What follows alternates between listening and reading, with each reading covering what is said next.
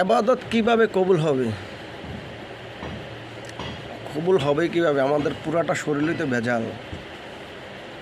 কীরকম ভেজাল? যেটা হাত দেয় এটাই সুদের কারবার, যেখানে যায় এখানে সুদের কারবার। সুদ ছাড়া কোনো কিছু নেই। কোনো দোকানে যায় পানি খাবেন, দেখবেন এই দোকানদার সুদের টাকা নিয়ে দোকানদারি করতেছে, খাইতেছি তো পানি সুদের টাকা। কেউ ওর ভাই দাওয়াত দিল, দাওয়াত খেয়ে যেতেছে, আমি তো জানি না ও সুদের ব্যবসা করে বা সুদ খায় বা সুদাই না চলে, যাই খাইতেছি। কী খাবার খাইলাম? সুদের খাবার খেলাম। এই জন্য কি কোনো আবাদত কবুল হইতেছে না, দোয়া কবুলই হইতেছে না। শরীর স্বাস্থ্য ভালো থাকবে, সব দুনিয়া এটে গেছে ভেজাল। আমাদের শরীরে 3.5 হাত বডিটাই ভেজাল, হারাম সুর খাইয়া।